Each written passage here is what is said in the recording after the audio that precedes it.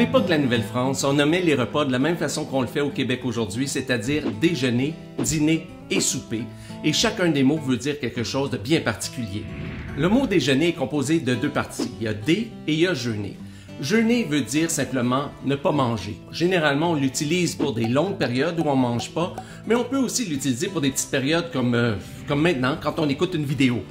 Donc, déjeuner, ça veut dire arrêter de manger ou arrêter de ne pas manger ou manger tout simplement. Et pourquoi on utilise déjeuner le matin? Bien simplement parce que c'est le premier repas qui vient après la plus longue période de la journée de 24 heures où on ne mange pas, c'est-à-dire la nuit. Et fait à remarquer, c'est qu'en anglais, on utilise encore la même expression parce que breakfast, ça veut dire littéralement casser le jeûne.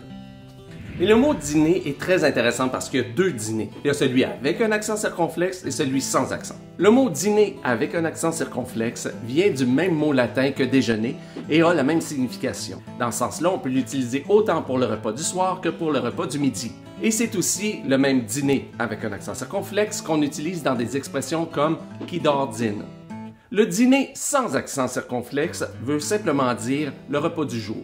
Comment je le sais? À cause du « di » dans « dîner » qui veut dire « jour », comme dans les jours de la semaine.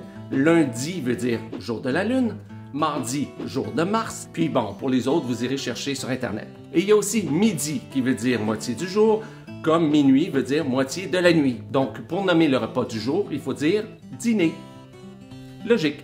Le mot souper vient simplement du mot soupe, parce que longtemps avant la Nouvelle-France, les médecins recommandaient de terminer la journée avec un repas plus léger. La soupe, c'était parfait.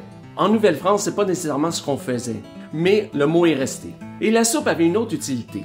On prenait tous les ingrédients qui n'étaient peut-être pas à leur première fraîcheur et on en faisait un autre plat qui était vraiment bon à manger. Et il y a un plat qui nous est resté comme ça, c'est la soupe à l'oignon. On utilise les oignons qui sont peut-être pas tout à fait frais, mais qui sont encore comestibles. On met du pain sec. Essayez pas avec du pain frais, c'est pas bon. Et on prend du fromage qui est sec aussi, qu'on râpe, qu'on coupe en petits morceaux et qu'on fait fondre dessus. Ça nous fait un bon repas pour le souper. Et voilà, c'était l'histoire des mots déjeuner, dîner et souper. Vous aimez l'histoire de la Nouvelle-France? Je vous invite à écouter ma balado 104 histoires de Nouvelle-France, dans laquelle je présente des personnages et des événements méconnus ou encore inconnus de l'histoire de la Nouvelle-France. Allez-y, je suis sûr que ça va vous surprendre.